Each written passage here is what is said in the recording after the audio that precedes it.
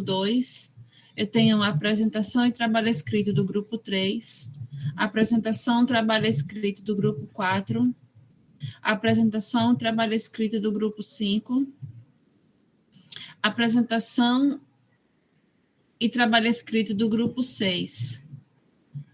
Do grupo 7, eu só tenho a apresentação, e do grupo 1, eu ainda não tenho nada. Então, grupo 7, vocês são os primeiros a fazerem a apresentação. Mandem para mim, por favor, o trabalho escrito.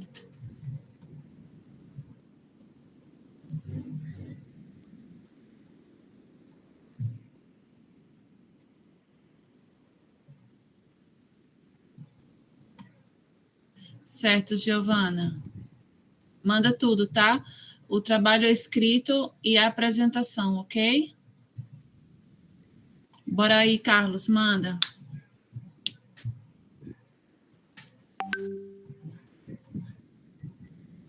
Professora, eu esqueci de anotar aqui. Eu sei qual é o dia do meu grupo, mas hoje quem é que vai apresentar? Grupo 7 e grupo 5.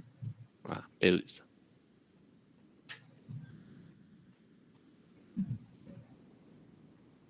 E a senhora já fez chamada? Que eu cheguei um pouquinho mais tarde. Aí eu Não fiz ainda não, vou fazer ao longo da aula, tá bom? Tá certo.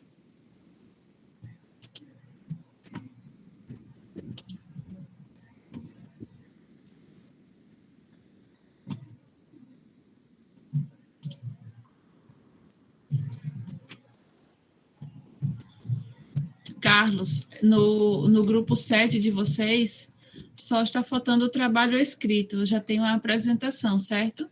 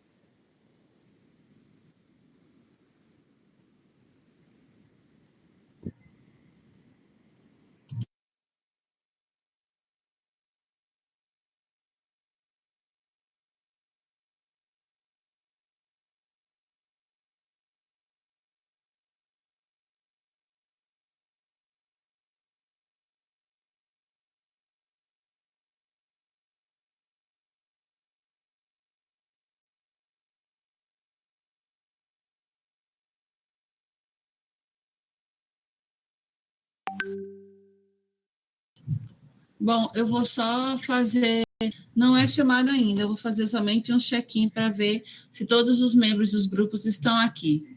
Grupo 7, Carlos já vi que está aqui. Manuel Gomes. Não. Mauro.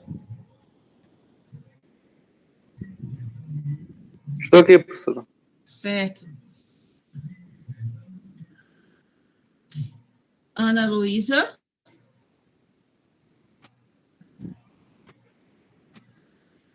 Presente. Ok. E Pedro Filho. Presente, professora. Então, estão todos aqui, né? Tu também. Você me chamou também? Não, eu chamei apenas o grupo que vai fazer a apresentação agora. Então, grupo 7, pode ligar as câmeras e vamos começar a apresentação. Ô professora, Oi. o aluno Manuel, ele não pôde vir, não, para a aula do nosso grupo.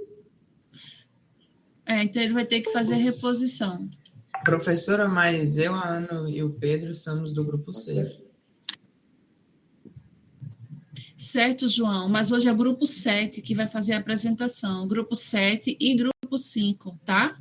Sim, é porque a senhora chamou o Pedro e a Ana, eles são do grupo Pedro 6. Filho. Pois, Pedro Filho e a Então, Ana. professora, eu sou do grupo Ai, eu pulei para cima, deixa, gente. Eu troquei, era Rian e Reinaldo. Tá certo, João? Bora, vamos começar? Estão todos aí? Manuel acabou de entrar.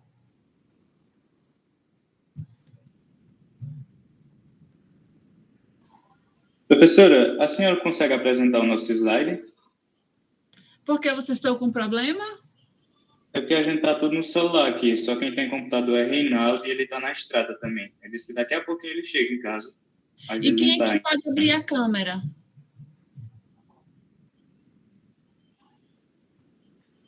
Oi? Quem que vai abrir a câmera do grupo? Vou abrir a minha aqui. Ok. É porque para fazer a apresentação do slide a gente não tem um computador, só Reinaldo tem. E ele ainda não chegou em casa. Tá joia. A senhora podia apresentar para nós? Posso, eu só não sei se, assim, se vocês treinaram alguma coisa, né? Mas eu posso apresentar sim. Não, treinamos não. Ok, fala, Gustavo. Professora, já que o rapaz ele não está ele está na estrada ainda, já chegando já, não é mais fácil trocar os dois grupos, não? O próximo grupo que vai apresentar para apresentar primeiro? Eu ia sugerir isso. Professora? O grupo 5 já está todo completo. Eu sou do grupo 5, que tem que apresentar hoje. Se a senhora quiser, a gente pode começar enquanto o outro grupo termina. Era isso que eu ia sugerir, Ana. Tá bom. Podemos começar com vocês, enquanto o grupo 7, todo mundo chega no seu devido lugar? Tudo certo. Professora? Oi, Manuel. Então, Ana, um minutinho, Manuel. Podem se organizarem aí, tá bom? Enquanto eu resolvo aqui com o Manuel. Grupo 5, vamos dar uma adiantada. Estou na estrada agora. Aí como é que a gente faz? Vocês serão o segundo grupo a se apresentar, Manuel. Depois do grupo 5. Entende? Tá joia? Pode apresentar o slide, professora? Tá. Pode sim, pode ficar à vontade. Estão todos, né, do grupo 5? Sim, tá todo mundo. Ótimo. O Matheus, o Aylan, você, a Ana Paula, o Rafael e o Arthur Braz. Ótimo.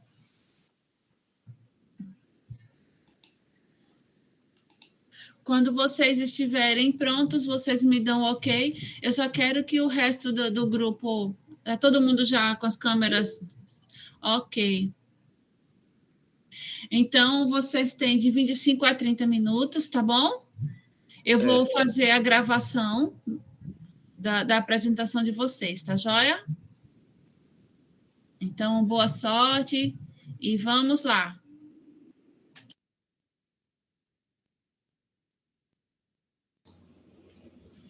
Já pode começar a gravar.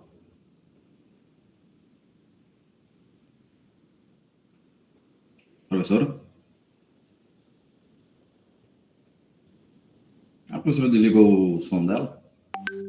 Eu desliguei, porque eu achei que vocês já iam começar a falar, então eu fiquei... A senhora já está gravando? Não responde? Vamos lá, pode sim. Tá. Bom dia a todos. O grupo irá apresentar o trabalho de contribuição para o desenvolvimento de substância sustentável dos projetos de mecanismo de desenvolvimento da América Latina serão Ana Paula, eu, Alan, Matheus Costa, Arthur Braz e Rafael Holanda. Passa o slide, por favor. Aqui um pequeno sumário do que vai ter. Vamos começar com a introdução. O desenvolvimento sustentável no âmbito da conservação do clima, o desenvolvimento sustentável no contexto da América Latina, o MDL da América Latina, que é os países que contribuem, que fazem parte da América Latina nesse contexto são Brasil, México e Peru, a metodologia, os resultados e as discussões, as considerações finais e as referências. Passa. Antes disso, vamos uma pequena introdução do que está por vir. A Convenção das 4 Nações Unidas sobre a Mudança do Clima é a base para as ações internacionais em mudanças climáticas. Perdão. Tem fornecido objetivos, princípios básicos e internacionais. Com as mudanças climáticas e também nas partes das... Lembrei. As mudanças climáticas e também tem fornecido objetivos principais básicos. A terceira conferência das partes de clima Na terceira conferência surgiu o Protocolo de Quioto, e mais para frente eu vou explicar o que é. O Acordo de Paris, que foi muito mais à frente, incluiu a limitação das emissões de gases do efeito estufa. Até o Acordo de Paris, muitos países não levavam muito a sério isso. E o Acordo de Quioto incluiu a emissão de gases de efeito estufa, que é o primeiro objetivo cabível a todos os países que faziam parte. O MDL, que é o Mecanismo de Desenvolvimento Limpo, assim como o PK, que é o Protocolo de Quioto, foram criados com o intuito de ajudar os países a acatar as obrigações. Entretanto, o MDL recebeu diversas críticas, pois seus projetos visavam o lucro, e não os problemas ambientais. Agora vamos começar com o desenvolvimento. Vamos ver, eu botei um ponto que seria a definição de desenvolvimento sustentável pela Comissão Mundial sobre o Meio Ambiente e Desenvolvimento.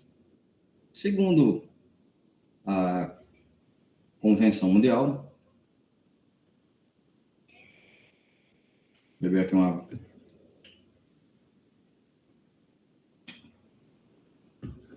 Ele ressalta a importância de manter as características no meio ambiente para garantir as necessidades humanas no presente e no futuro.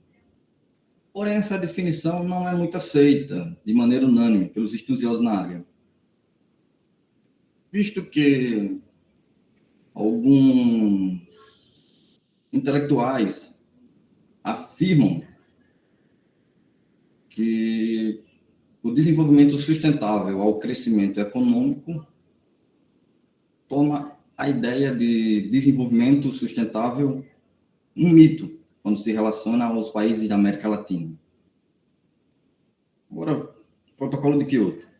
O Protocolo de Quioto é um tratado internacional com o compromisso de redigir para a redução de emissões de gases, que contribui para o efeito estufa, que acelera o aquecimento global. O Acordo de Paris, ele rege as medidas da redução de emissões de gases a partir de 2020, a fim de conter o aquecimento global abaixo de 2 graus.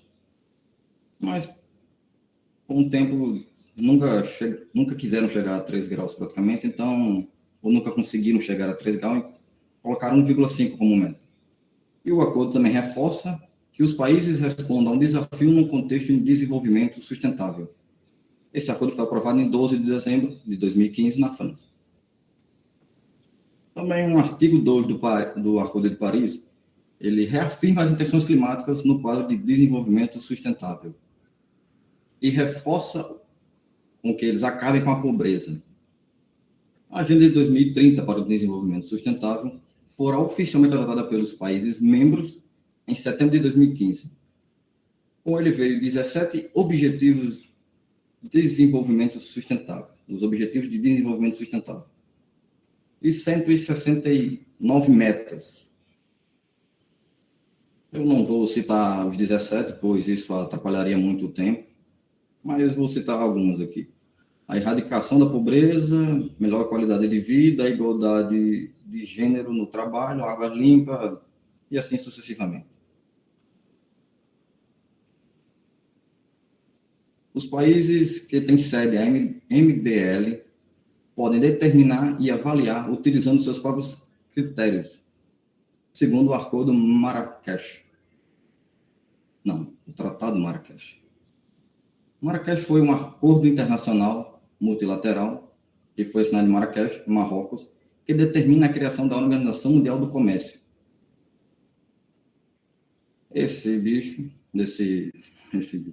Esse tratado colabora com o progresso sustentável do Mecanismo de Desenvolvimento Limpo na América Latina, que estabeleceu como uma autoridade nacional designada, o AND. O AND é um órgão que autoriza a aprovação de planos nacionais, também tem países, também promovem países a difusões dos portfólios dos projetos.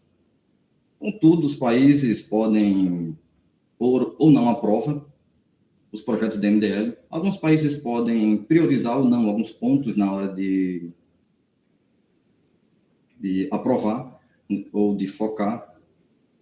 pois cada país tem o seu critério diferente. Os países da América Latina que têm esses critérios são o Brasil, o México e o Peru. O Brasil tem 5 critérios. O Brasil começa com a sustentabilidade ambiental local, o desenvolvimento das condições de trabalho e geração líquidas de emprego, a distribuição de renda, capacitação de desenvolvimento tecnológico, a contribuição para a integração regional e articulação de outros setores. O México contribui com... Não, o México tem 3 critérios. O México começa com o cumprimento das regulamentações ambientais nacionais, a contribuição à melhoria das situações econômicas e competitivas do país, e o terceiro, a contribuição para manter a melhor qualidade de vida nas comunidades. E o Peru, ele também tem 3 critérios: o cumprimento das legislações nacionais, a consistência das políticas dos setores ambientais e a relação contra as comunidades locais, para a qual a autoridade realizará uma visita a fim de verificar se essas relações estão dentro da área de influência. Eu não citei, mas vou citar agora que o Brasil seria o primeiro país com maior investimento, o México o segundo e, por último, o Peru. Pode passar. Bom, chegou minha vez. Vamos lá. Eu vou falar um pouco a respeito de desenvolvimento sustentável no contexto da América Latina. Para a gente começar a falar sobre esse tema, é importante entender qual é a definição de desenvolvimento sustentável dada pela CEMAD, que é a Comissão Mundial sobre Meio Ambiente e Desenvolvimento. Essa definição ela foi dada no ano de 1987. Para eles, desenvolvimento sustentável seria garantir que o meio ambiente seja preservado a fim de satisfazer necessidades humanas presentes e futuras. O que ocorre aqui? Essa definição ela não foi recebida de forma homogênea por toda a comunidade dessa área. Então, ela acabou fazendo com que surgissem divergências em relação a essa interpretação. A principal divergência que surge aqui é justamente a vinculação dessa definição de desenvolvimento sustentável a crescimento econômico. Mais para frente eu vou falar um pouco a respeito da economia da América Latina e aí vai ficar um pouco mais fácil da gente entender por que é tão complicado vincular o crescimento econômico latino-americano ao desenvolvimento sustentável. Uma outra divergência que surge aí é em relação ao que gera a destruição ambiental. Por um lado, definiu-se que destruição ambiental era a causa, de injustiças sociais, já que a economia da América Latina tem uma dependência grande dos recursos naturais, mas, por outro lado, a CEPAL, que é a Comissão Econômica para a América Latina e Caribe, ela fala que, na realidade, são as más condições ambientais, elas são geradas pela falta de desenvolvimento econômico. Pode passar, Matheus.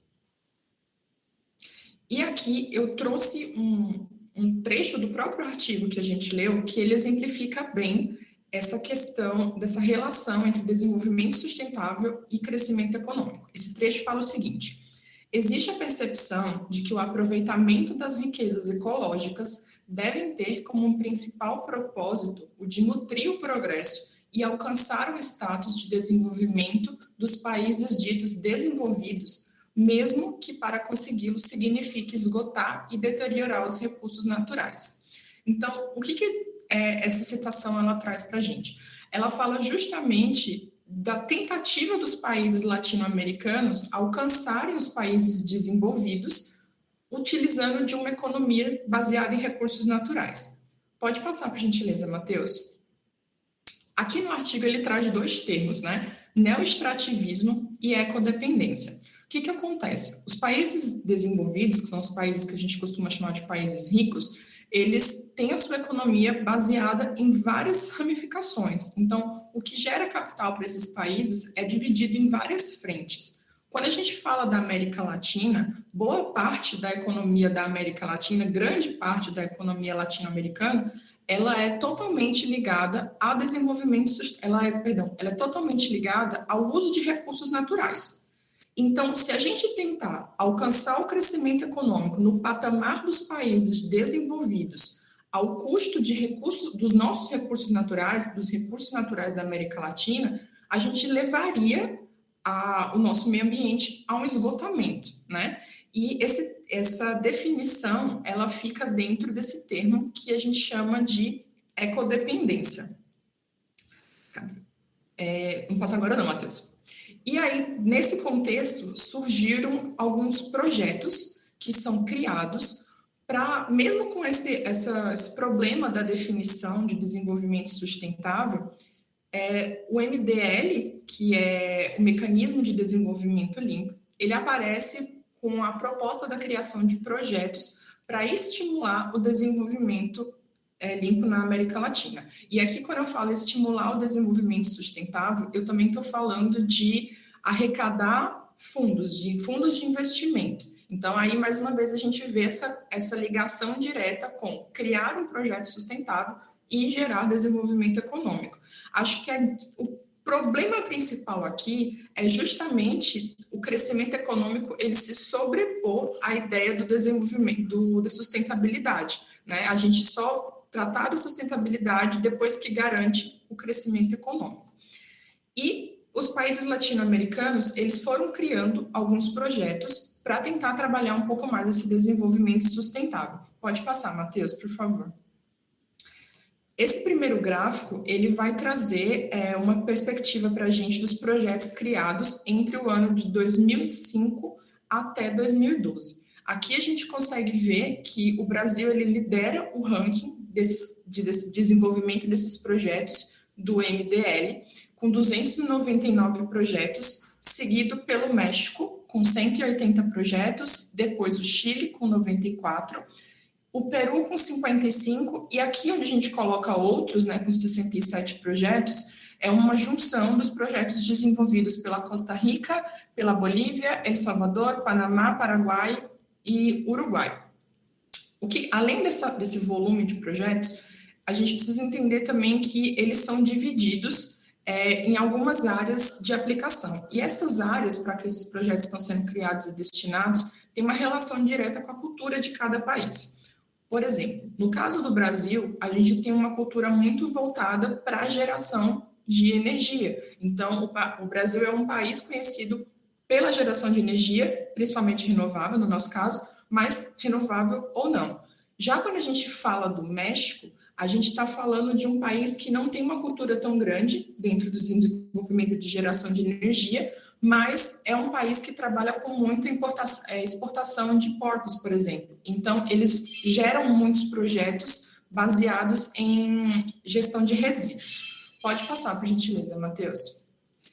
Aqui eu trouxe algumas das vertentes, né, na quais esses projetos podem ser baseados, não são todas, então, em geral, são projetos voltados para a geração de energia, renováveis ou não renováveis, gestão de tratamento de resíduos, agricultura, reflorestamento, corte na emissão de gases, distribuição energética e por aí vai.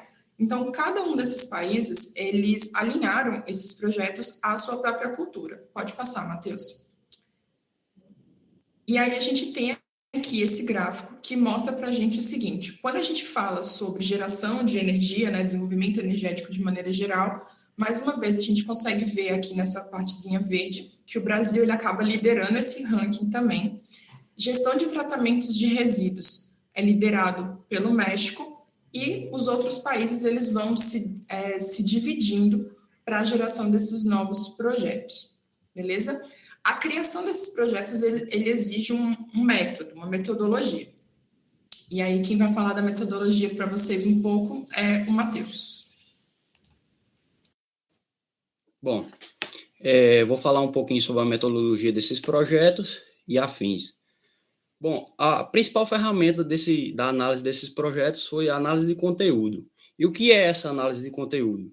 Ela é uma das técnicas das análises das comunicações, e seu principal foco, seu principal objetivo é a elaboração de temas ou categorias para ter uma melhor comunicação. Bom, esse processo ele ocorre em 3 etapas. Primeiro, a pré-análise, que é a escolha de documentos, ou seja, a separação do material a qual vai ser estudado. e o levantamento de hipóteses, ou levantamento de ideias. A segunda etapa é o estudo do material, que é a examinação do material qual foi selecionado e a sua classificação em partes. O terceiro e último ponto é o manipulamento dos resultados, que nada mais é do que a divisão do que foi obtido ali na parte do estudo, do que foi catalogado em pares, ou seja, pares em comuns, e a interpretação desses pares. Bom, e qual é essa relação da análise de conteúdo dos projetos de MDL? Bom, ele é de vital importância para avaliar a contribuição de cada projeto de MDL para o desenvolvimento sustentável, e firma-se principalmente da ferramenta de indicadores. Esses indicadores têm, por sua vez, o objetivo de ressaltar essas contribuições para o desenvolvimento sustentável e serve também como parâmetro avaliativo, seja de país para país, seja de projeto para projeto. E sua principal utilização são nos documentos de concepção de projetos. Bom, esses critérios, indicadores, foram elaborados conforme a fonte está abaixo e se dividem em 3 âmbitos: ambiental, social e econômico. O ambiental tem por si 4 indicadores, que são eles: D1, que é a qualidade do ar, que é a diminuição dos efeitos dos gases de efeito estufa, a maior preservação pela qualidade do ar ali presente. D2, que é a gestão dos resíduos sólidos, que nada mais é do que a forma reciclar mais o lixo que é produzido, tratá-lo e utilizá-lo de forma melhor. D3, a qualidade da água, que é a preservação dos meios hídricos que ali estão presentes, aonde vai ser instalado esses projetos. D4, a conservação dos recursos naturais, que nada mais é no meio ao qual ali está se ocorrendo esse projeto, ocorrendo esse desenvolvimento, então a preservação da fauna, da flora, dos minerais e também da paisagem, e por aí vai. No âmbito social, temos a qualidade de vida, que nada mais é do que o desenvolvimento local, desenvolvimento de trabalho, um melhor acesso à educação, um melhor acesso à saúde, segurança e por aí. D6 é o fortalecimento da capacidade local e institucional. Nada mais é do que uma fomentação da educação. Você gera condições de novas... desculpa aí, o som, pessoal. A criação de novas estruturas que venham a trazer uma educação melhor para aquela comunidade, seja a formação de pessoas, seja as mais tecnologias, e por aí vai. No âmbito econômico, temos D7, que nada mais é que a geração de emprego, ou seja, a geração de novos postos de trabalho, a maior geração de renda ali naquela localidade. D8, temos a segurança energética, que nada mais é que... Só um instante, professor.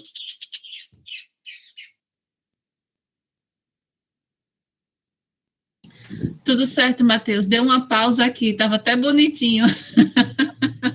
Eu moro aqui na zona rural, aí tem isso aqui. Continuando, desculpa aí. Vamos lá, concentra.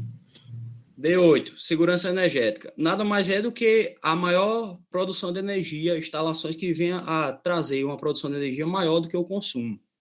D9, a criação de infraestruturas. Nada mais é do que a criação de estradas, de locais públicos, de edifícios que venham a fortalecer ali o local onde está sendo instalado. E D10 é a transferência de tecnologia, que nada mais é que é o uso da informação e das tecnologias que hoje a gente tem, né?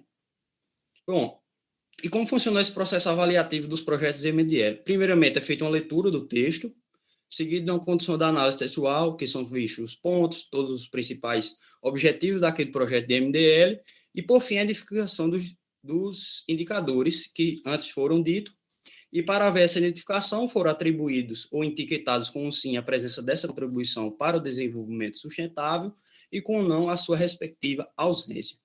Bom, e com os fins também de fazer uma comparação entre as nações, foi feito um sistema que funcionava da seguinte forma. A contribuição de cada projeto desse DMDL tinha peso igual a 1. Como funcionava? Pegava ali a junção de todos os indicadores que estavam presentes nesse projeto, por exemplo, D1 mais D2 até o D10, e todos esses projetos seriam igual ao peso de 1. Aí uma exemplificação para ficar mais claro, um projeto X, lá de MDL, vamos dizer que ele tem 2 indicadores, daqueles que foram ditos. Vai ser atribuído um peso de 0,5 para o indicador D1, 0,5 para o indicador D2, e assim contabilizando o peso igual a 1. E aí eu trouxe um pouquinho dessa metodologia, um pouquinho do que é análise de conteúdo, como foi essa forma que foi utilizada para desenvolver e estudar esses projetos de MDL e também fazer comparações entre nações e entre os projetos.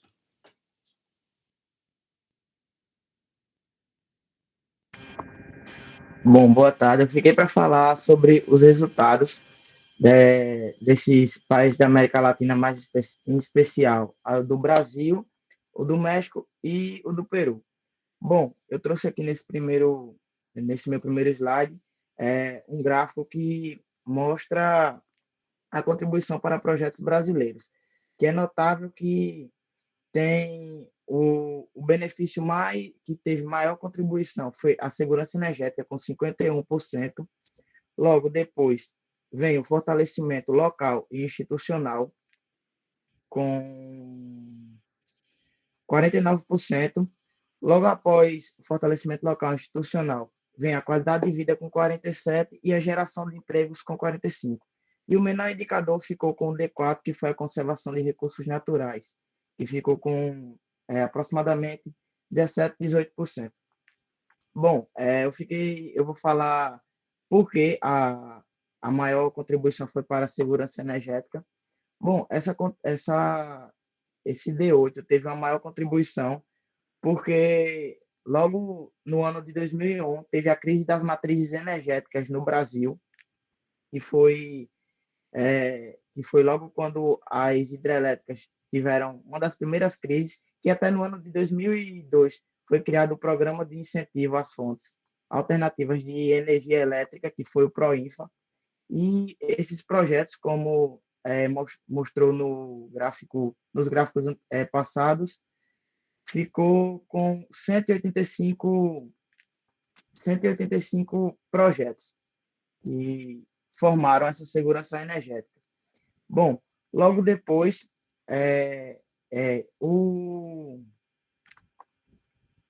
a obrigação desse PROINFA foi exatamente em mudar a energia no país com fontes de energias mais renováveis, como a biomassa, a energia eólica e até mesmo a energia hidrelétrica, com pequenas indústrias, só para auxiliar nesse desenvolvimento. E também, em questão da biomassa, as fazendas tiveram uma grande contribuição por causa da atividade pecuária, mas também o setor sucroalcooleiro, com o rejeito do bagaço da cana-de-açúcar, que serviu como matéria. Bom, pode passar o slide, Matheus, por favor. Bom, agora o do México, que tiveram contribuições exponenciais na dimensão ambiental, com o primeiro, que foi a qualidade do ar, com 74,37% dos projetos.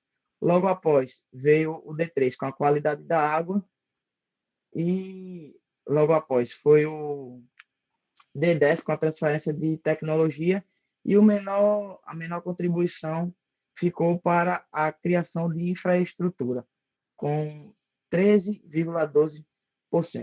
Bom, como a Ana Paula falou aí, no México, a atividade que mais ganha ênfase assim na economia de lá é a criação de suíno, dos porcos, e então eles criaram, na dimensão ambiental, 114 projetos, que foi no caso dos tratamentos de resíduos eliminados por meio da atividade suína, e também pelos aterros sanitários, que é exatamente a liberação do gás metano. E, para isso, eles contam com uma elevada, pode-se dizer que também é um desafio, que é o aumento das verbas na construção dos biodigestores, que são equipamentos que servem para coletar o gás metano e dar outra função a ele, como a geração de energia. Bom, pode passar, Matheus. No Peru, as maiores contribuições ficaram na dimensão social, com a geração de empregos, com 71,91%.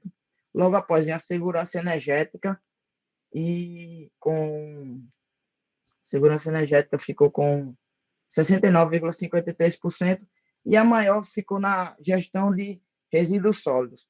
Bom, nessa projeção social do Peru, pode se levar em conta também que o fortalecimento institucional cresceu bastante nesse âmbito, porque como eles tiveram ênfase na dimensão social, a criação de escolas, a criação de projetos para melhorar a qualidade de vida foi maior. E também nesses projetos, esses projetos teve como base as análises feitas por autoridades, autoridades nacionais, que eles perguntavam nas maiores áreas de influência o que era necessário para mudar o contexto do país, ou seja, ter um desenvolvimento maior.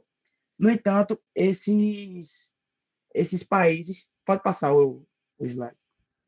No entanto, esses países tiveram grandes objetivos, que um dos principais foi a procura de investimentos para as MDLs, porque os 3 países tiveram como base o crescimento sustentável, mas para isso eles tinham que crescer economicamente. E lembrando que nesses 3 países da América Latina, eles exportam muitos minerais, ou seja, o crescimento energético dele tem como base também o desenvolvimento. Mas também os problemas que acontecem durante esse tempo, que esses países estão nesses debates, são, primeiro, as instituições fracas e as altas corrupções, que impossibilitam a criação de projetos públicos eficazes para para conciliar a sustentabilidade com o desenvolvimento econômico. E também, em segundo lugar, como a Ilan falou, esses países estão colocando em primeiro lugar o desenvolvimento econômico do que o desenvolvimento ambiental, o que se torna um grande erro, porque o desenvolvimento ambiental se tornou um pilar para ter o desenvolvimento econômico, que sem projetos de desenvolvimento sustentáveis, ambientais, para melhorar a qualidade da água, por exemplo, é impossível chegar no desenvolvimento econômico e eles podem até retroceder. E eu finalizo por aqui e deixo para Rafael. Bom, eu fiquei com a parte de considerações finais do trabalho e nas considerações finais, o autor nos apontou que o critério para a avaliação de cada país ficou a cargo das autoridades do próprio país, enfatizando que havia, no próprio documento do Protocolo de Quioto, digamos assim, uma brecha, né, pois não se estipulava parâmetros internacionais bem definidos para que fossem aplicáveis a todos os países como um todo. Né? Então, essa avaliação ela acaba dependendo do panorama de cada país. Pode passar? Desses indicadores adotados, né, o que foi observado foi que os países se debruçaram em 3 principais indicadores, que foram os ambientais, sociais e econômicos. Pode ir, Matheus. E aí, esses fatores, né, dependiam do cenário político institucional. E ficou claro que o cenário político institucional dependia muito da parte econômica, né? Então, a parte de fiscalização dos governos e até de implementação dependia muito dessa questão política institucional. Pode passar? Isso acabava comprometendo os trabalhos e a eficácia de seus resultados, pois muitas vezes eles não ficavam bem definidos, né, se era eficaz ou não, pois os trabalhos visavam muitas vezes alguns fatores que não eram realmente, como posso dizer, não eram realmente voltados para o desenvolvimento sustentável, mas sim um desenvolvimento, por exemplo, econômico, né, e social. Pode passar?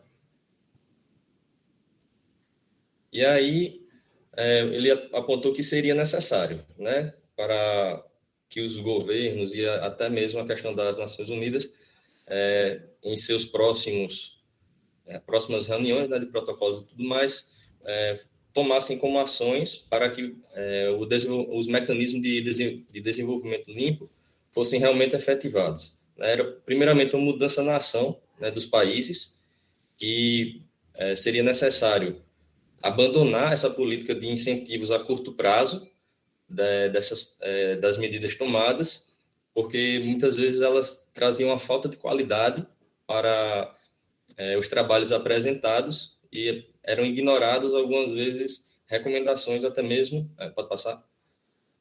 Até mesmo das pessoas no caso dos pesquisadores, né? Ele levantou também as experiências benéficas, né? Principalmente na parte social do Peru, né? Que tinha toda uma questão de uma verificação in situ, né? O governo ele se voltou para verificar efetivamente, apesar de ter sido um menor resultado em relação ao Brasil e ao México, por exemplo, ele se destacou nessa parte social porque eles realmente verificavam se os parâmetros sociais estavam sendo bem desenvolvidos e implantados, né? Já no Brasil, ele destacou que a transparência foi um dos fatores que determinaram uma boa avaliação, pois esses fatores, essa transparência, ela trazia publicidade por meio de um documento chamado Anexo 3, que o governo brasileiro estipulou, e também está integrado a questão da transparência, né, a todos os trabalhos e ações que estavam sendo implantados.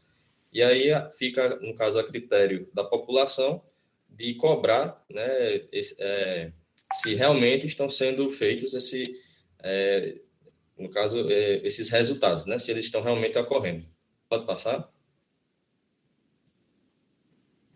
E então, para trazer essas experiências melhoradas, seria necessário, né, trabalhar na resistência dos governos, pois essas proposições que os autores dos projetos traziam faziam já muitos levantamentos do que era necessário e muitas vezes o governo deixava de lado essas proposições e não trabalhava nisso, justamente porque visavam principalmente a parte imediatista do trabalho, né, que era trazer muitas vezes o recurso econômico e financeiro, e deixava de lado essa parte de desenvolvimento sustentável realmente. Seria necessário também, para trazer melhorias, um maior controle, né, monitoramento e controle desses projetos, visto que no Brasil só você tornar público não necessariamente traz esse monitoramento e controle, né? Então seria necessário trazer as experiências positivas que foram utilizadas, por exemplo, nos outros países, para que fosse implantadas aqui no país.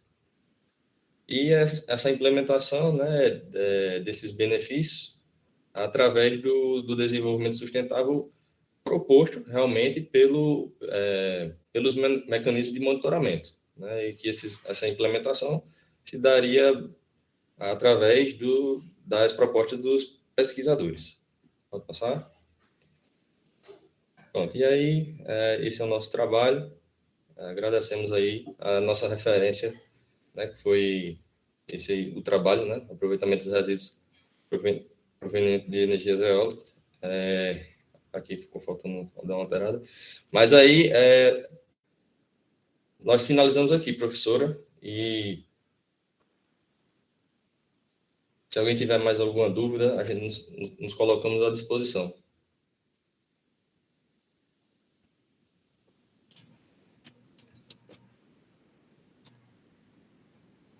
Ok, gente. Aqui um pequeno sumário que vai ter, vamos começar com a introdução, o desenvolvimento de...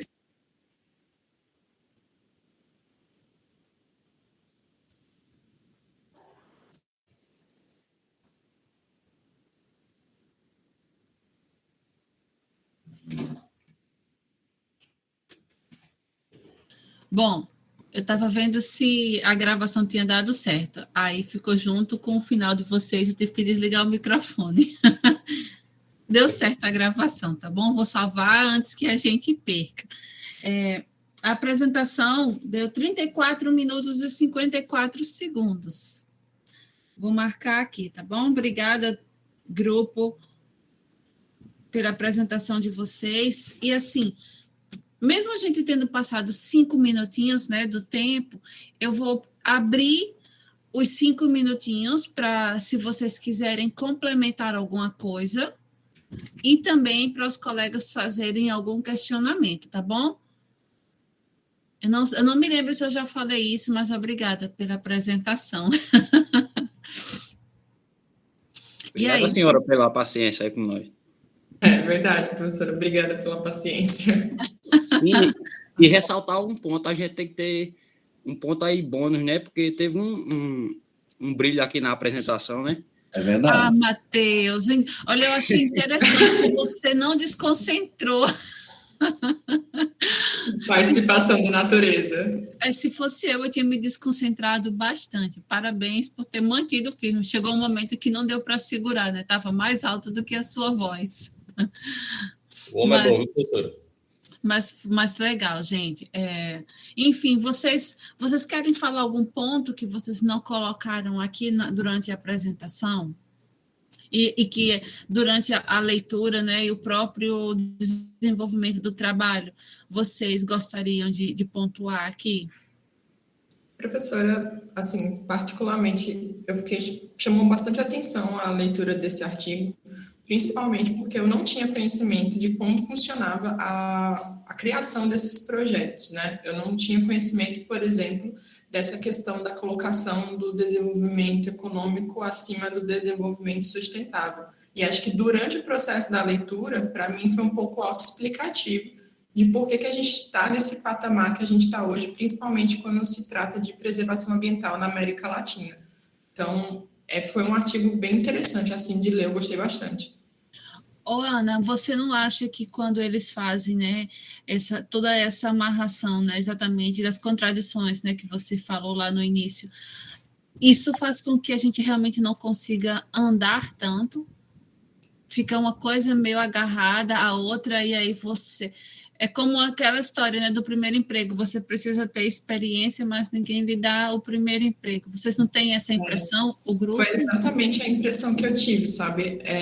Principalmente porque é uma coisa que eu venho notando, assim, de maneira geral, de muitas coisas que se vendem como sustentáveis ou se vendem como ambientalmente corretas ou ecologicamente corretas, quando na realidade o que tem por trás não é bem uma pauta ambiental como pilar principal, mas sim uma pauta de geração de capital, etc., e a parte do meio ambiente mesmo ficando em segundo plano. Então, assim, até no começo mesmo do próprio artigo, tem uma hora que eles falam a respeito disso, a própria CEPAL fala que o problema da degradação ambiental está ligada com o país não ter um bom desenvolvimento econômico.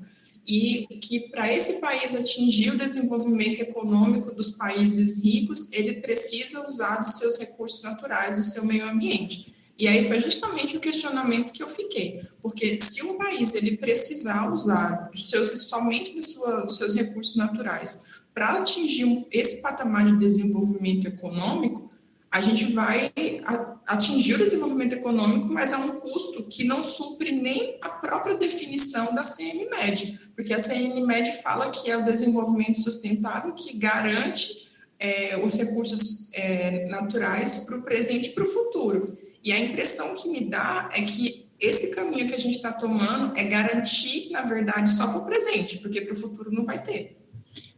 Foi exatamente isso o que eu senti, né, nos pontos que o grupo trouxe. E aí finaliza bem com o que o Rafael colocou lá, né, Rafael? Que ele botou político institucional. Esse é o termo? Isso. E aí, morre aí, não é, Rafael? Quando eu chego nessa parte, né, depende muito do cenário de cada país. Então, essa parte de política constitucional, principalmente nos países subdesenvolvidos, tem muita questão da corrupção, que atrapalha bastante essa parte de vislumbre de um desenvolvimento realmente sustentável, né? Tem todo um lobby por trás que muitas vezes causa um grande empecilho na real, digamos assim, na real ação sustentável dentro do país. Isso, e ainda tem os gráficos, né? temos 200 e poucos projetos, né, aqui no Brasil, mas, e aí, assim, quem controla esses projetos, quem executa, né? Tem alguém que fica ali de olho no que, se o projeto está sendo seguido, no que ele realmente foi proposto, né? Essa parte foi com o Arthur, não foi, Arthur? Foi sim, professora. Então, assim, é um tema que a gente ia passar aqui a tarde inteira discutindo, né? Exatamente. Bastante amplo Porque, esse.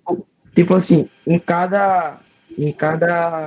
vou dizer, em cada continente, fica uma nação, exatamente, ela tem a atribuição de controlar os projetos dos outros países, sabe? Aí, tipo, a do Brasil, como o Brasil teve a maior quantidade de projetos, aí por isso que ele estava no topo, e os três países com a maior ênfase assim, e também com a problemática igual, que é exatamente o crescimento econômico acima do desenvolvimento sustentável, aí por isso que teve a ênfase nesses três da América Latina. É complicado. Professora, Oi. essa parte que a senhora falou do controle, no artigo em si, ele só fala de controle, principalmente no Peru, que ele fala que existe uma equipe que ia até o local onde estava sendo desenvolvido o projeto para fazer como se fosse uma vistoria. E é um dos pontos também que eles levantam no próprio artigo, falando sobre a necessidade de aumentar a rigorosidade dessa fiscalização também dos projetos. Eu não me recordo se eu vi eles falando um pouco sobre fiscalização nos outros países. Eu me recordo só que eles falam que no Peru eles iam diretamente no local para poder fazer essa verificação. Porque a gente fica, 200 e nem sei quantos projetos, aí ok, maravilha de quantidade, mas eles saem do papel, eles são executados como devem ser executados, né? Até porque em algum momento da apresentação falou que para se conseguir, né, o objetivo depende da cultura. Então acaba que fica tudo uma coisa muito ligada à outra. E aí, né, necessitava realmente de ter uma fiscalização e saber se isso está sendo cumprido, ou então fica tudo sempre no papel, sabe? A gente não consegue sair do canto, né? Então, fica para a gente refletir bastante a respeito. E agradeço mais uma vez ao grupo. E algum colega quer fazer alguma pergunta? Professor, eu quero, mas não é para o grupo, não, é para a senhora. Oi, Gustavo. Pode Você ser? já fez a chamada? Não. Oi. É quando, assim, a gente vendo o grupo apresentando, aí a gente fala assim, nossa, eu podia ter feito isso daqui no meio. Aí, por exemplo, a gente podia modificar alguma coisa no slide daqui até lá, ou só já do jeito que a gente entregou, a gente ia ter que deixar? Não, vamos deixar do jeito que está para ficar coerente com o grupo que já entregou. Se eu começar a deixar todo mundo e modificar alguma coisa, acaba que não é justo com quem já entregou tudo hoje. É bom, viu, Gustavo, essa sua visão, porque a gente isso vê o povo significa que a gente já falando outra coisa melhora para o diferente. segundo, tá? Hã? É assim, ó, o bom de você, antes do grupo já começar a apresentar, você ter tido essa visão, porque são pontos que você já começa a modificar para a próxima apresentação, sabe? Quando a gente acaba essa primeira rodada de seminário, a gente faz uma autoanálise, cada um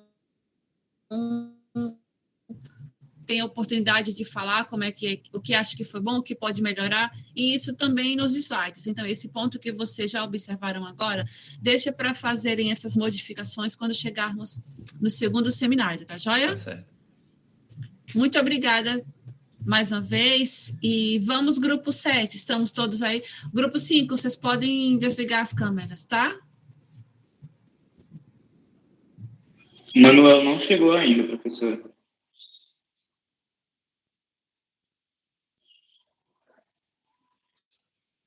Acho que ele ainda está na estrada.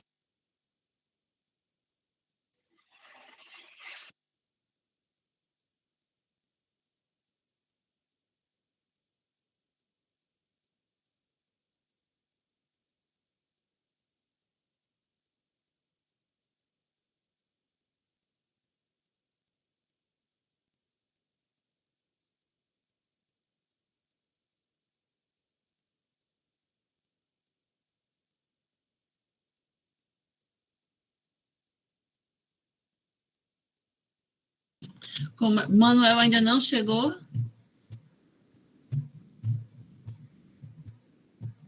Não, chegou não, professor. Carlos, vocês podem fazer a apresentação sem ele? A gente pode tentar, não vai ficar completo não, porque a gente não se aprofundou muito na parte dele, né? Ok, então vamos. Vamos lá. Antes da gente seguir, eu vou fazer uma chamada, tá bom? Ok. Aí é o tempo que vocês também se organizam aí.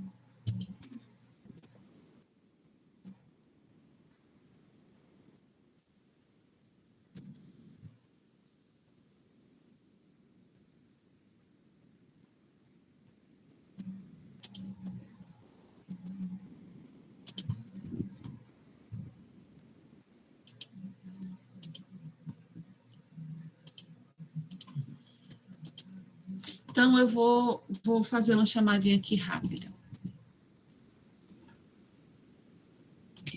Aylan, tá aí? Ana Luísa? Ana Luísa tá aí ainda?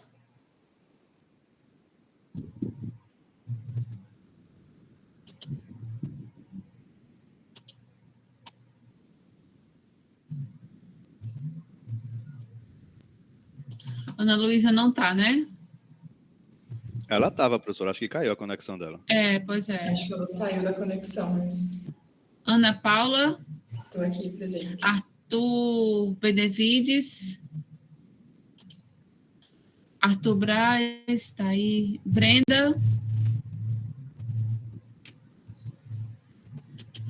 Carlos?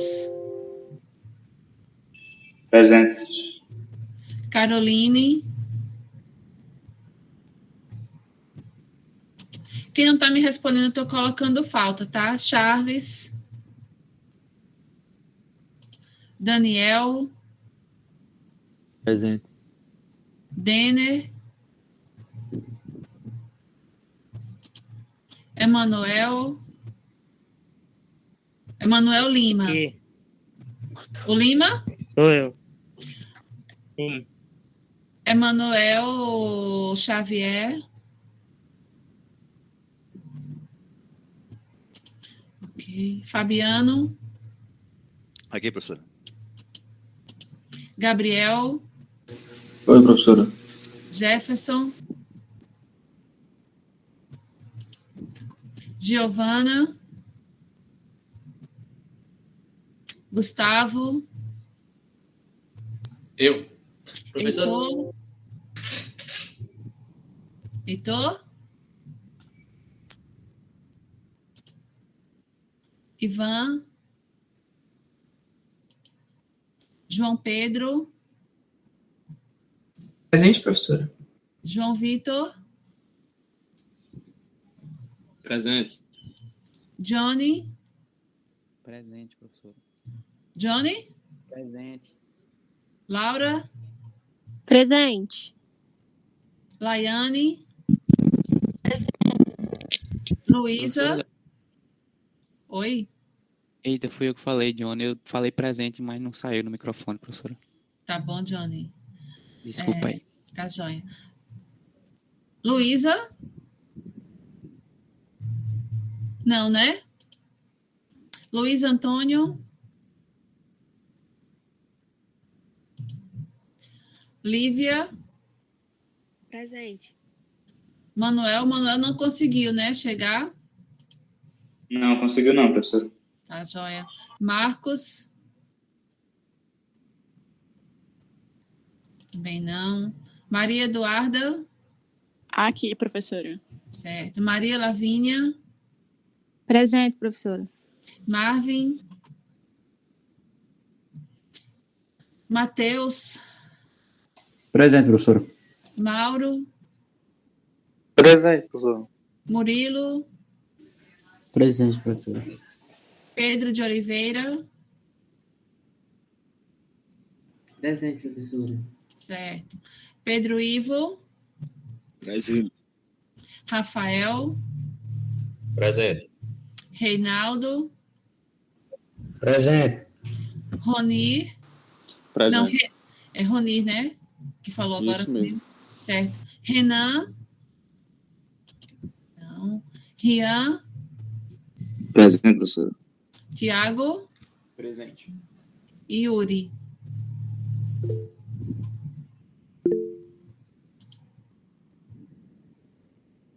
Oi, Yuri, levantou a mão e disse presente, está contabilizado aqui. Ok.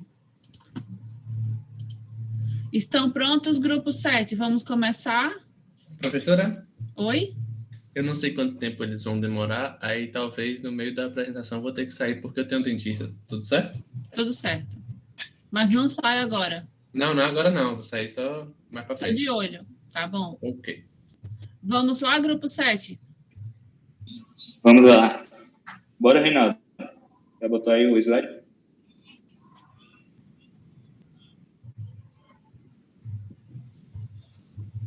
Tá aparecendo aí? Ainda não. Calma aí que vai Tá aparecer. aparecendo na tela, mas ainda não tá no É a slide. tela. Eu vou espelhar aqui depois. Tá aparecendo a tela já? Tá. Só para lembrar, eu vou gravar também, tá bom? Tá certo. Só o Carlos que vai ficar aqui com a câmera. Os demais integrantes vão facilitar a minha avaliação, por favor. Espera aí que eu tenho que ligar, então. Tá, joia.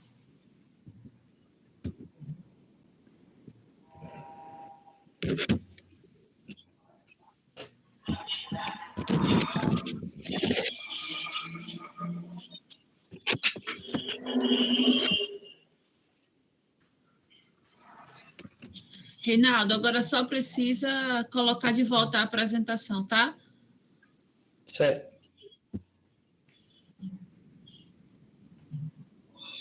Pode começar? Vocês já estão prontos? Já. Eu tô.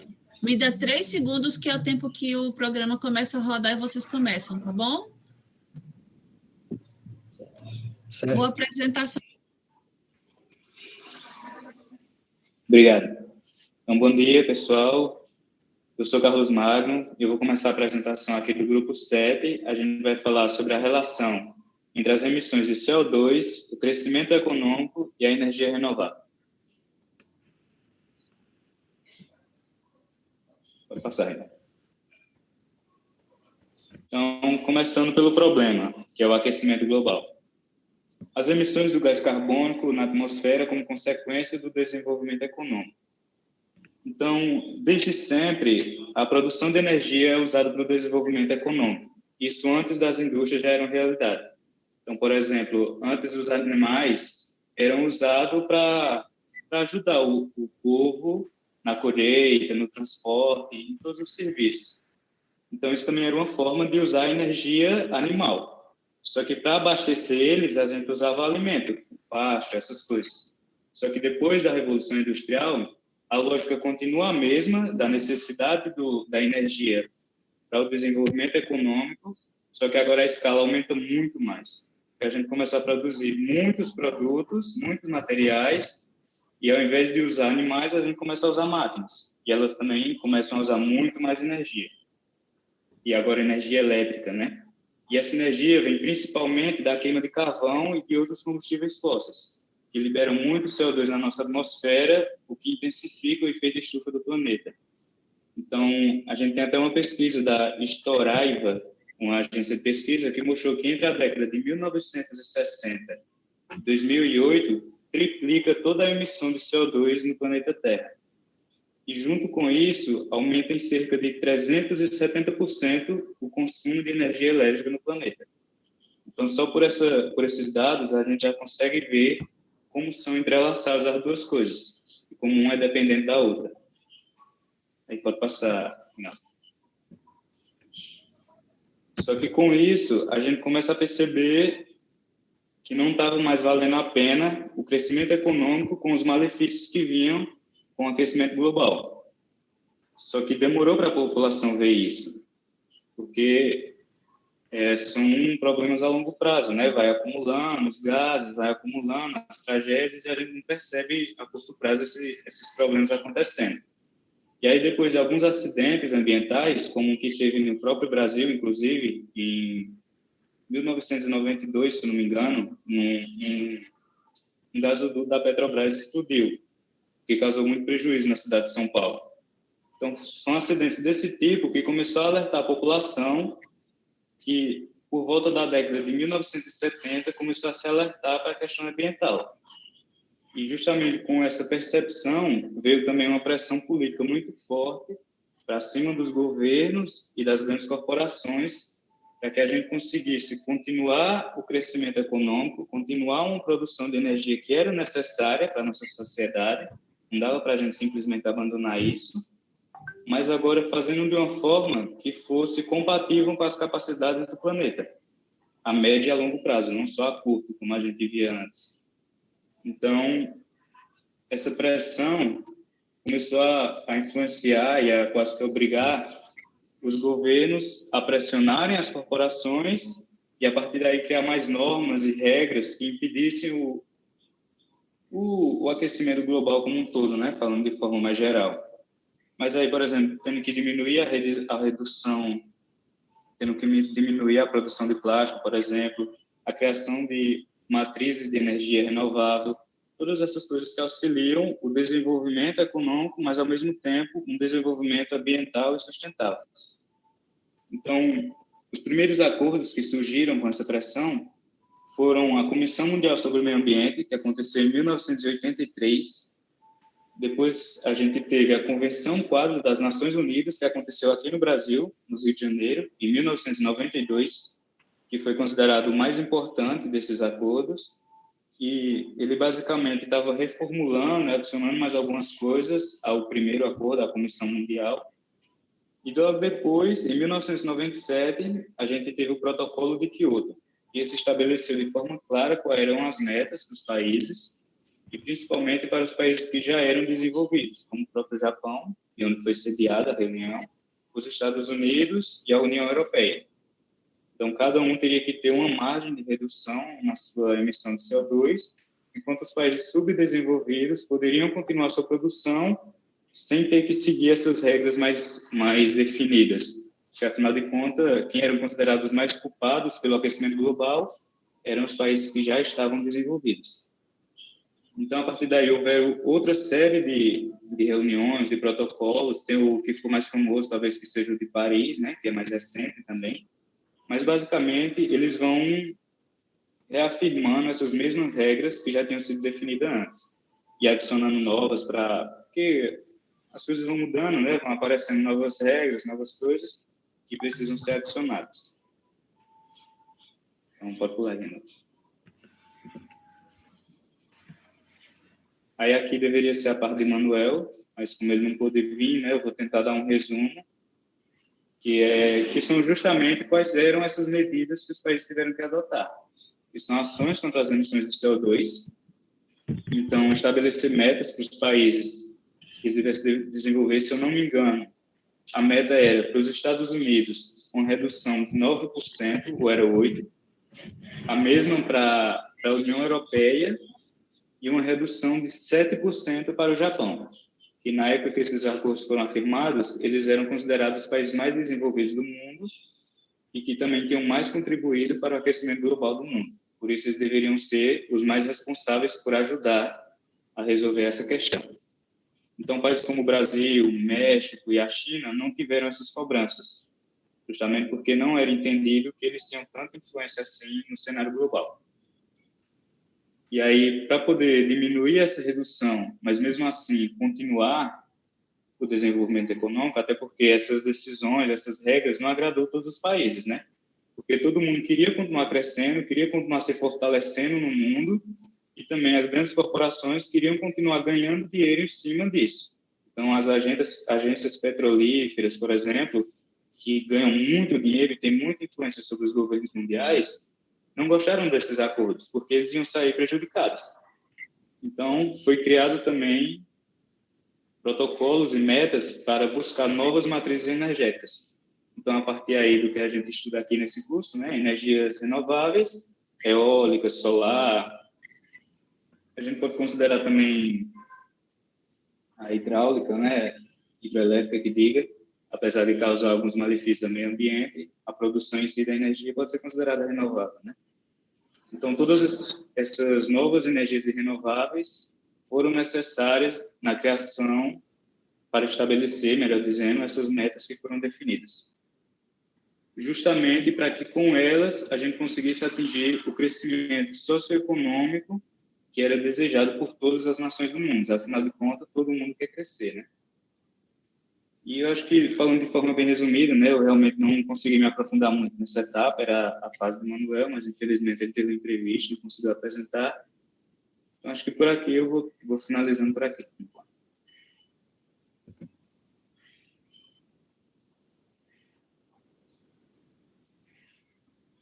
Eu fiquei com a parte de evidências empíricas.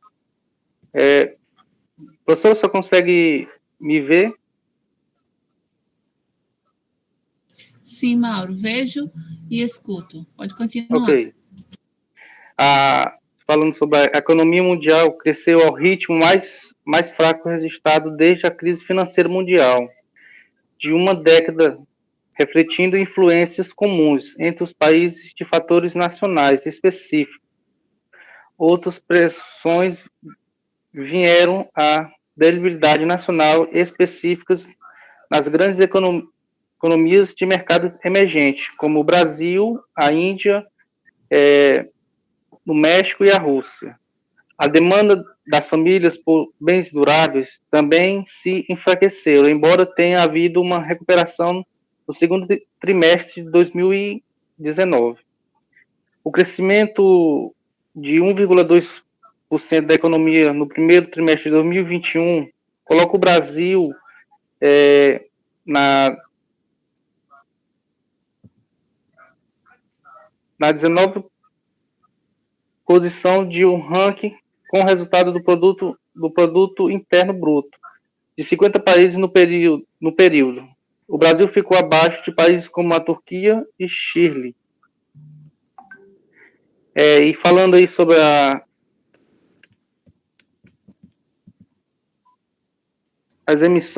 emissão de carbono no Brasil,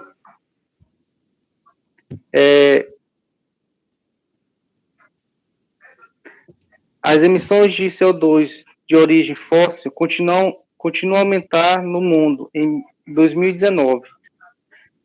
Apesar da diminuição do uso de carvão, compensando pelo recursos ao petróleo e, sobretudo, ao gás natural, segundo o balanço do Global Carbon Project. No ritmo atual, a temperatura do planeta pode aumentar de 4 a 5 graus no fim do século, com relação à era pré-industrial, enquanto o Acordo de Paris prevê limitar o aquecimento abaixo de 2 graus. Esse último objetivo poderia ser alcançado, reduzindo as emissões de gás de efeito estufa em 7,6 ao ano entre 2020 a 2030, segundo um cálculo de programa da ONU para o meio ambiente. As emissões globais de CO2 de origem fóssil foram quase 2/3 mais alta em 2019 em relação a 1990. Seu crescimento demorou desde 2010, após a crise econômica de 2008. No Brasil, o país emitiu 9,5% mais gases estufa no ano de 2020, e acumulando um desmatamento na última década. Foram emitidos 2,16 bilhões de toneladas de gás carbônico, medida que congrega em mesmo peso e efeito na atmosfera o gás carbônico de outros poluentes. Com isso, o Brasil chega à COP26, Cúpula do Clima das Nações Unidas, o maior nível de emissão do país desde 2026. Pode passar.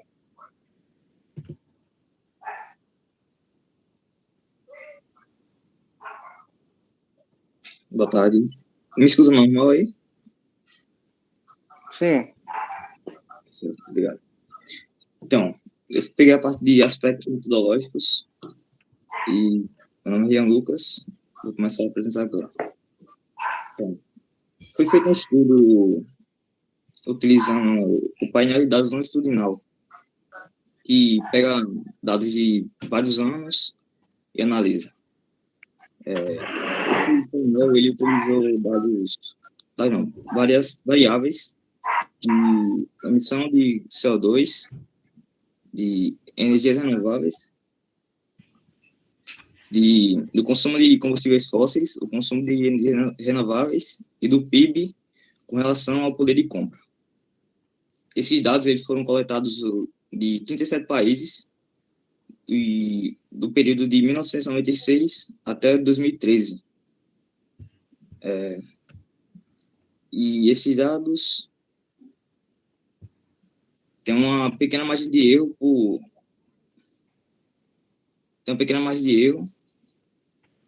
que causa heterogeneidade, perdão. Heterogeneidade nas amostras, né, que são nos países, que causa problema na análise desses dados. Pensando nisso, o Hansen ele tentou introduzir um novo método para analisar os dados, que foi o Threshold Panel Data, que ele segmentava os dados das amostras em 2, 3 ou 4 subamostras para diminuir a heterogeneidade dessas variáveis. Os dados eles não utilizavam as emissões de CO2 provenientes do uso da Terra, apenas da emissão de CO2 a partir da queima de combustíveis fósseis e da produção de cimento. Só isso. Eu vou falar do resultado dos estudos que foram feitos, que foi esse que Rian acabou de falar. A metodologia que foi usada foi a Test Road, que foi escolhida por Hansen, como ele disse, em 1999. Ela era composta por 3 regimes. E também ela era classificada como Test Road Simples, a dupla, Test Road dupla e triplo. Mas foi visto de acordo com os estudos que o Test Road duplo era o que era mais eficaz. Em questão dos regimes, era classificado um país com tantos regimes de acordo com a economia dele. Ou seja, países com mais economia, mais regimes. Aqui é os integrantes do nosso grupo. Foi Carlos Magno, Manuel, Mauro, que faltou, e Rian, e eu, Reinaldo Bellarmino, e essa foi a nossa apresentação.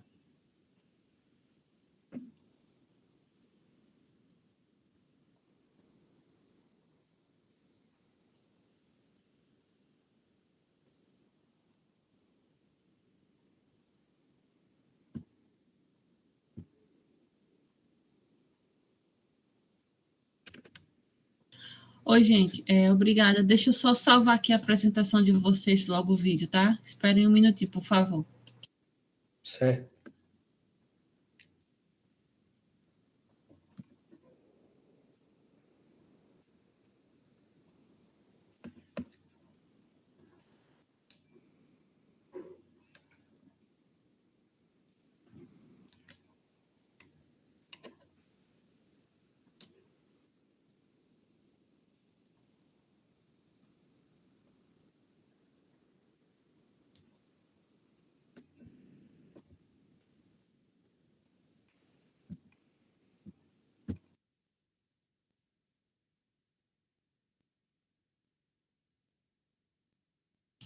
Pronto, salvei. Então, mais uma vez aí, obrigada, grupo. Vocês têm... esqueci de falar. Vocês fizeram em 16 minutos. Então, vocês querem acrescentar mais informações ao que vocês falaram? Que as informações que ficou faltando era justamente da parte de Manuel, professor. Manuel Ele ia desenvolver mais a... Oi? Manuel é que tinha que complementar o resto, porque 16 minutos para 25 é um bom tempo ainda, né? Era toda a parte dele? Não, eu digo que ele ia acabar desenvolvendo mais a questão das relações entre os países. Tá ok. Para desenvolver os acordos. Tá ok. Alguém quer fazer pergunta? Algum colega?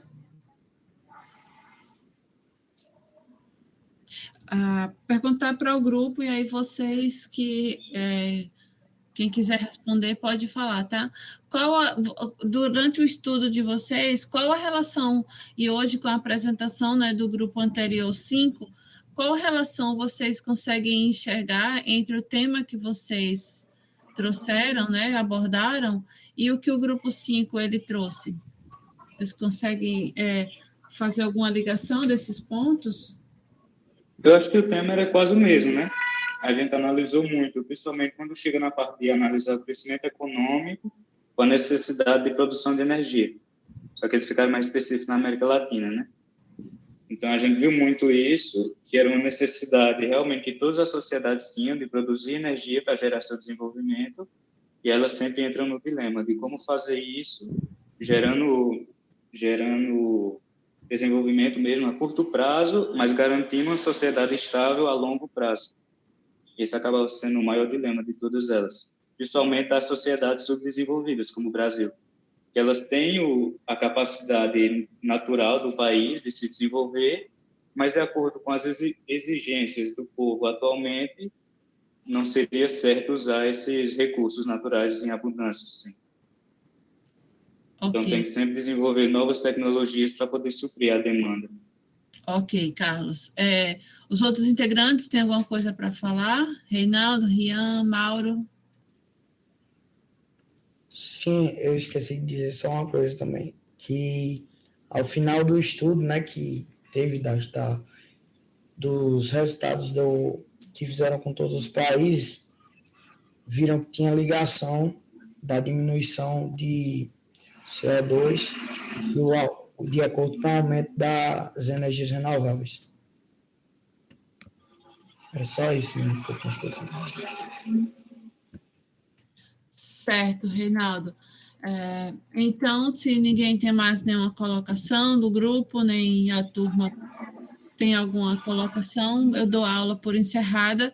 E grupo 1, eu ainda não voltei lá para o Moodle, então eu não sei se vocês já colocaram o resto do trabalho lá, tá bom? Mandem ainda agora, antes da gente finalizar tudo, tá? Até às 16 horas. Ok? Giovana?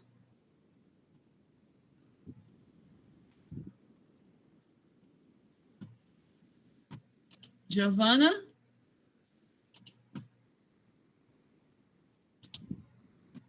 Bom, recado está dado, gente. Quinta-feira eu gostaria que todo mundo chegasse no horáriozinho certo, porque são 3 apresentações, e aí cada um com 30 minutos no máximo, 10 minutos para perguntas e colocações, então a gente vai ficar com o tempo bem curtinho, tá bom? Não se atrasem na próxima quinta. Então, até lá. Tchau, tchau. Se cuidem. Professora. Tchau, professora. Tchau, professora. Obrigado. Tchau, tchau, Tchau, Carlos. professora. Tchau, tchau. A senhora percebeu que são 4? Eita, tá todo mundo falando ao mesmo tempo. Johnny? Professora, quer dizer que já foi enviado o trabalho do grupo 1. Estou no grupo 1. Ok. Certo? Tá, vou pegar. Tchau, Lívia. Vou pegar, Johnny. Professora, ok. Tchau, professora. Até a próxima. Tchau, tchau. Até quinta. Tchau, Oi, professor. João. Obrigado pela aula. Tchau, tchau. Professora, 3 equipes está constando como dia 22, não no dia 17. Ok.